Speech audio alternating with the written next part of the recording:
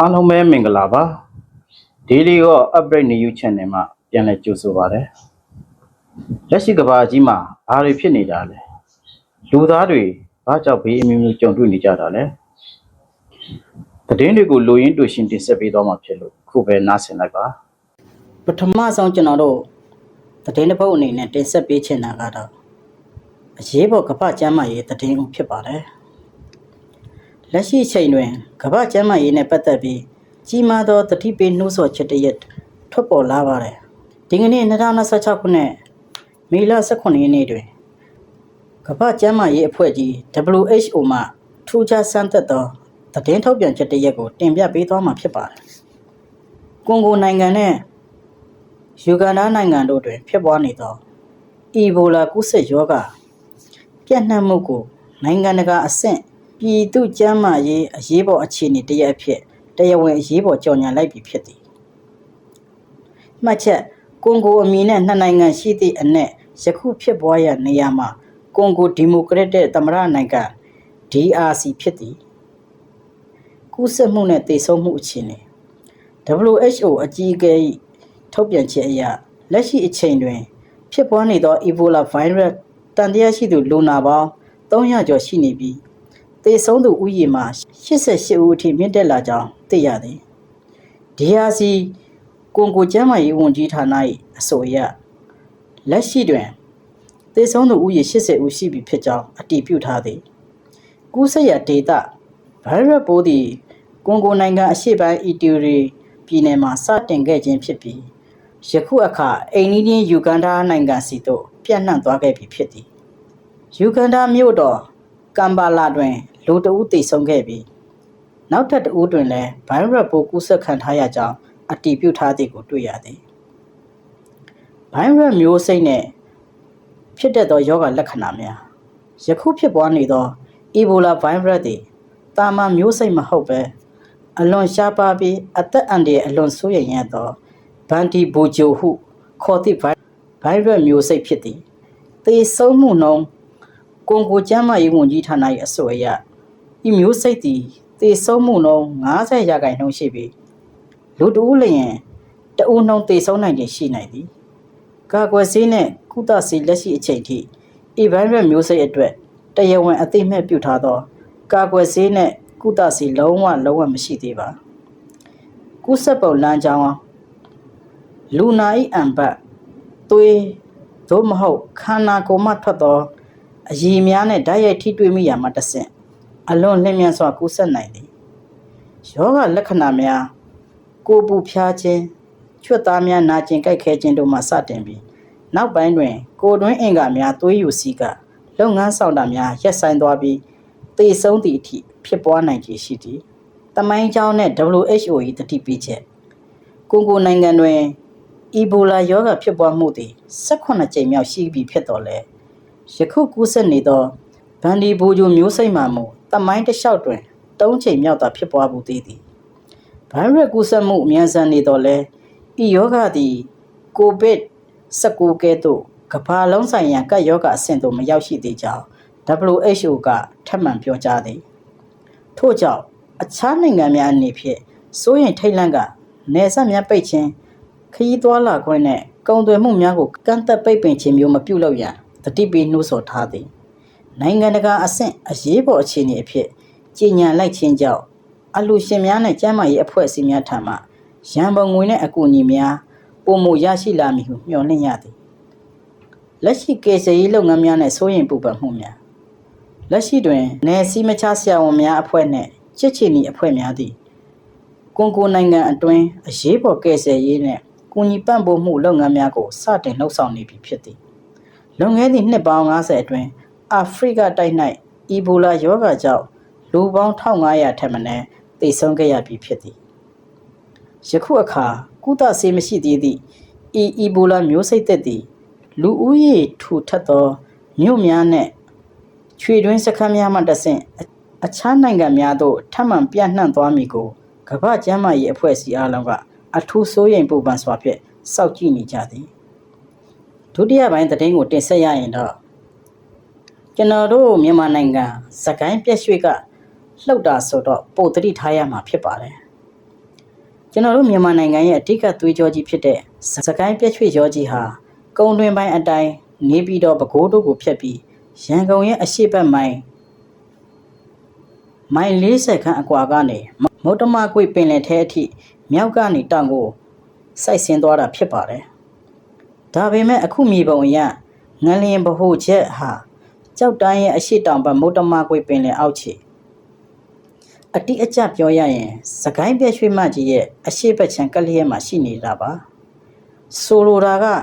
ဒါဟာတမိုင်းတစ်လျှောက်ရန်ကုန်နဲ့ပဲခူးကိုအကြီးအကျယ်ဖြစ်စည်းခဲ့တဲ့စကိုင်းပြည့်ရွှေမကြီးဓာတ်ရိုက်လှုပ်ခတ်တာမဟုတ်ပဲသူ့ရဲ့ဘေးပတ်ဝန်းကျင်မှာရှိတဲ့တောက်တောင်ပြည့်ရွှေခွဲသို့မဟုတ်မုတ္တမကွေ့အောက်ကအသေးစားပြည့်ရွှေခွဲတစ်ခုခုအားပြန်ဖြန့်ပြီးလှုပ်ရှားသွားတာဖြစ်ဖို့ရာခိုင်နှုန်း90ကျော်သိကြပါတယ်အကယ်၍စကိုင်းပြည့်ရွှေကြီးတာဓာတ်ရိုက်ဟုံးကနေလှုပ်ခတ်မယ်ဆိုရင်တုံခါမှုပုံစံကဝဲလှဲ့တယ်လို့မဟုတ်ပဲဘေးတိုက်အပြင်းထန်ရိုက်ခတ်နိုင်တာကြောင့်သို့မဟုတ်အောက်ကနေပင့်ဆောက်တာမျိုးကိုရန်ကုန်မြို့ထဲမှာအဝေးကြီးကလေးကဒိန်ခင်းတိတိတတ်တာခန်းစားရမှာဖြစ်ပါတယ်အခုခန်းစားလိုက်ရတဲ့ဝဲကတော်လိုလှဲ့မွေတာကဗဟိုချက်ကပင်လယ်ထဲမှာဖြစ်ပြီးငလျင်လှိုင်းကရန်ကုန်ရဲ့ချွန့်စည်းမြေလွှာထဲကိုရောက်လာတဲ့အခါလှိုင်းပုံစံပြောင်းသွားတာကိုဖော်ပြနေတာမို့စကိုင်းပြည့်ရွှေတန်းကြီးရဲ့ဓာတ်ရိုက်ခတ်မှုမဟုတ်ကြောင်းသဘာဝတရားကသက်သေပြနေတာပါ9.3 မဂနီကျုဆိုတော့ပြည့်ရွှေမကြီးလှုပ်ခတ်မှုအတွက်အင်အားသိလွန်းနေပါတယ်စကိုင်းပြည့်ရွှေကြီးသာအားပြည့်လို့တကယ်လှုပ်ပြီးဆိုရင်သူ့ရဲ့သဘာဝအရာပြင်းအားဟာအနည်းဆုံးမဂနီကျု 6.5 ကနေ 9.ကျော်အထိထွက်လိရှိပါတယ်အခုလှုပ်ရှားသွားတဲ့ပြင်းအား 9.2 ကနေ 9.3 ဆိုတာစွမ်းအင်ပမာဏအဖြစ်စကိုင်းပြည့်ရွှေကြီးလှုပ်တာနဲ့ရှင်ရင်အစပေါင်းရာနဲ့ချီသေးငယ်လွန်တဲ့အတွက်ဒါဟာပြည့်ရွှေမကြီးရဲ့လှုပ်ရှားမှုမဟုတ်ပဲသူ့အနီးနားကပြည့်ရွှေခွဲလေးတွေကနေတဆင့်စွမ်းအင်အနေငယ်ထွက်ပေါ်လာတဲ့သဘောတသက်တာဖြစ်ပါတယ်အတူချုပ်ပြောရရင်တော့ရန်ကုန်မြို့တစ်မြို့လုံးကိုစိုးရိမ်ရစေမဲ့လှုပ်ခတ်တာမဟုတ်တာမို့အခုလောလောဆယ်လုံးဝစိတ်အေးထားလို့ရပါတယ်ဒါပေမဲ့ပင်လယ်ထဲကပြည့်ရွှေခွဲတွေကအခုလို9ကြော်အထိလှုပ်ပြလာတတ်တာမို့နောက်ရက်တွေမှာလည်းအိမ်ကပစ္စည်းအတင်ချလေးတွေကိုတော့နည်းနည်းသတိထားစစ်ဆေးထားတာအကောင်းဆုံးပါအခုချိန်ရန်ကုန်မြို့ထဲမှာသတင်းတွေအရလူတွေလန့်ပြီးလမ်းပေါ်ထွက်ကုန်ကြတယ်လို့ကြားရပါတယ်တငယ်ချင်းတို့ပတ်ဝန်းကျင်မှာကောအခြေအနေတွေအေးဆေးဆေးပြန်ဖြစ်သွားကြပြီလားလို့ထင်မိပါတယ်ဗျာအားလုံးအန်ဒီကင်းပေးရှင်းကြပါစေတတိယသတင်းတစ်ပုဒ်အနေနဲ့ကတော့ထိုင်းနိုင်ငံကံဖယ်ဘက်ခရိုင်ကဝက္ကရကျုံထောင်ဖုန်ကြီးကျောင်းမှာတကယ်ကိုရုပ်ရှင်ထဲကအတိုင်းရင်သက်ရှုမောဖွဲ့ရမှုခင်းကြီးတစ်ခုဖြစ်ပွားခဲ့ပါတယ်အသက်69နှစ်အရွယ်ကျောင်းထိုင်ဆရာတော်ဖရာအာတီကံဘွန်လော့ကိုမတမာသူလူတစုကကျောင်းဆောင်ထဲအထိဝင်ရောက်ပြီးတနက်နဲ့အချက်ပေါင်းများစွာရဲဆက်ပြစ်ခတ်လောက်ကြံခဲ့ကြပါတယ်ဆရာတော်ရဲ့ခန္ဓာကိုယ်အနှံ့မှာကြည်စံရာပေါင်းအားလုံးပေါင်း16ချက်အထိဒဏ်ရာပြင်းထန်ရရှိခဲ့ပြီးလက်ရှိမှာတော့ဆေးရုံမှာအရေးပေါ်ကုသမှုခံယူနေရပါတယ်ဒါပေမဲ့ဒီအမှုရဲ့ရဲတပ်ဖွဲ့တင်မကပဲတရွာလုံးကပါခေါင်းကုပ်နေရတဲ့ထူးဆန်းလွန်းတဲ့လျှို့ဝှက်ချက်ကြီးမားမား2ချက်ရှိနေပါတယ်ပထမဆုံးအံ့ဩဖို့ကောင်းတာကဆရာတော်ရဲ့ကျောင်းဆောင်ရှိမှာအမြဲစောင့်နေတဲ့ခွေဘလူးကြီးအမျိုးအစားဟာကျောင်းဆောက်ခွေးကြီးပါလူစိမ်းဆိုရင်အလွန်ရံမှုတက်ပြီးကြိုက်ခဲတတ်တဲ့ဒီခွေးကြီးဟာတနတ်သမားရဲ့ဝင်လာတဲ့အချိန်မှာတစ်ချက်ကလေးမှတော့အတန်မထွက်ခဲ့ပါဘူးဒါဟာတရခန့်ဟာကျောင်းတွင်းလူဖြစ်နေမလားဒါမှမဟုတ်ဒီခွေးကြီးနဲ့အတော်လေးရင်းနှီးကျွမ်းဝင်နေတဲ့သူဖြစ်မလားဆိုတာမြေခွန်းထောက်เสียဖြစ်လာပါတယ်ဒုတိယအချက်ကတော့ပို့ပြီးတော့တောင်တန်တရားဖြစ်เสียကောင်းနေပါသေးတယ်ကျောင်းဆောင်ထဲမှာရောကျောင်းဝင်းတစ်ခုလုံးမှာပါတက်ဆင်ထားတဲ့ CCTV ကင်မရာတွေအားလုံးဟာတိုက်ဆိုင်ပဲအလုံးမလုံးပဲတပြိုင်နက်တည်းပျက်စီးညိခဲ့တာပါဒါကိုကြည့်ခြင်းအဖြစ်တရခန့်ဟာ ကျောင်းရဲ့အတွင်းကြီးနဲ့အခြေအနေကိုအပိုင်တွက်ပြီးကြိုတင်ကြံစီထားတဲ့ professional လူသက်သမားဖြစ်နိုင်ချေအလွန်များနေပါတယ်ဆရာတော်ကိုယ်တိုင်ကတော့မိမိမှာဘယ်သူနဲ့မှရန်ညှိုးရန်စားမရှိသလိုငွေကြေးကိစ္စအနေအချင်းချင်းငှားတာကလို့ရင်အသက်အန္တရာယ်ပြုလုပ်တဲ့အထိပြဿနာမရှိခဲ့ဘူးလို့မိတ်ကြားထားပါတယ်အဲ့ဒီလိုမိတ်ကြားထားတာကြောင့်ရဲတပ်ဖွဲ့ကတော့ဒီလျှို့ဝှက်ချက်တွေကိုဖော်ထုတ်ဖို့မြေပြင်ကွင်းဆင်းပြီးအပူတမင်းစုံစမ်းနေကြပြီဖြစ်ကြောင်းတင်ပြပေးလိုက်ရပါတယ်ခင်ဗျာမိတ်ဆွေတို့ရောဒီဆရာတော်ကြီးရဲ့အမှုနဲ့ပတ်သက်ပြီးမိတ်ဆွေတို့ရဲ့ထင်မြင်ချက်လေးကိုကွန်မန့်မှာမှန့်ခဲ့ပေးပါဦးခင်ဗျာနောက်ဆုံးသတင်းတစ်ပုဒ်အနေနဲ့ကတော့ရုရှားဆက်ရှုံးနေပြီလို့အော်တဲ့သူတွေဘလောက်တောင်မျက်စိကန်းနေတယ်လဲဆိုတာလက်တွေ့တွက်က3ခွက်နဲ့ပဲတွက်ကြည့်လိုက်ပါနံပါတ်1မြေပြင်နယ်မြေသိမ်းပိုက်ထားမှုရုရှားဟာယူကရိန်းရဲ့စစ်မှုအချက်ချာကြတဲ့အရှေ့ဘက်နဲ့တောင်ဘက်နယ်မြေအမြောက်အများခရိုင်းမီးယားအပါအဝင်ဒွန်ဘတ်ဒေသတစ်ခုလုံးနီးပါးကိုအပိုင်သိမ်းပြီးတရားဝင်ရုရှားနယ်နိမိတ်အဖြစ်ပါကြီးညာပြီးထိန်းချုပ်ထားတာပါယူကရိန်းဘက်ကဘလောက်ပဲထိုးဆက်ဆင်ဒီနယ်မြေတွေကိုပြန်မသိမ်းနိုင်တာပကတိအရှိတရားပဲဖြစ်ပါတယ်နံပါတ်2အနေနဲ့ကတော့စစ်အားနဲ့လက်နက်ထုတ်လုပ်မှုယူကရိန်းဟာအနောက်အုပ်စုစီကနေလက်နက်နဲ့ပတ်စံကိုအလှူခံပြီးစေမီတို့နဲ့တိုက်နေရချိန်မှာရုရှားကတော့ကိုယ်ပိုင်ဆက်လက်နဲ့စက်ရုံတွေကို24နာရီပတ်လုံးလဲပတ်ပြီးခဲယမ်းမီးကျောက်နဲ့ဒုံးကြီးတွေကိုယူကရိန်းထက်အဆပေါင်းများစွာပို့ထုတ်ပြီးစစ်ပွဲကိုစိတ်ကြိုက်ထိန်းကျောင်းနေတာပါနံပါတ်3စီးပွားရေးပိတ်ဆို့မှုကိုကြော်ဖြတ်နိုင်မှုအနောက်အုပ်စုကရုရှားကိုကမ္ဘာသမိုင်းမှာအပြင်းထန်ဆုံးစီးပွားရေးပိတ်ဆို့မှုတွေလုပ်ခဲ့ပေမဲ့ရုရှားစီးပွားရေးဟာပြိုလဲမသွားပဲတရုတ်အိန္ဒိယတို့နဲ့လောင်စာဆီကုန်သွယ်မှုအသက်တွေလုပ်ပြီးပိုတောက်တင်းလာပါသေးတယ်ဒီတော့ဒရုန်းလေး900ကျော်နဲ့မော်စကိုဘက်ကိုကောက်ယူမီလို့သွားဆောက်ပြပြီးတာရှိုးလောက်တာလေးတစ်ခုတည်းကိုကြည့်ပြီးရုရှားဆက်ရှုံးနေပြီလို့အော်နေတာဟာတကယ်ကိုကလေးကလားဆန်တဲ့အတွေးအခေါ်ပဲဖြစ်ပါတယ်လေလိုင်းပေါ်မှာပဲဘာပဲအော်မြေပြင်ပေါ်မှာတော့ယူကရိန်းဟာတဖြည်းဖြည်းနဲ့အသက်ရှူချက်ပြီးပြာပုံအတိဖြစ်ကုန်နေပြီဆိုတာကိုမျက်ကွယ်ပြုထားတဲ့ငပိန်းတွေရဲ့ဘဝကတော့တကယ်ကိုတနာစရာဖြစ်ပါတယ်ယူကရိန်းကရုရှားနိုင်ငံအတွင်းနဲ့မော်စကိုမြို့တော်အထိ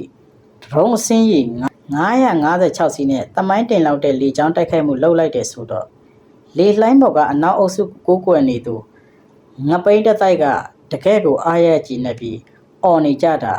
ရဲစရာကောင်းလှပါတယ်လက်တွေ့ဇက်ခုံပေါ်မှာအရှိတရားကိုကြည့်ကြအောင်ယူကရိန်းကဒရုန်း900ကျော်နဲ့လွတ်လိုက်ပြီမဲ့ရုရှားရဲ့လေကြောင်းရန်ကာကွယ်ရေးစနစ်တွေကအားလုံးနီးပါးကိုကြားဖြတ်ပစ်ချနိုင်ခဲ့တာပကတိအရှိတရားပါပဲ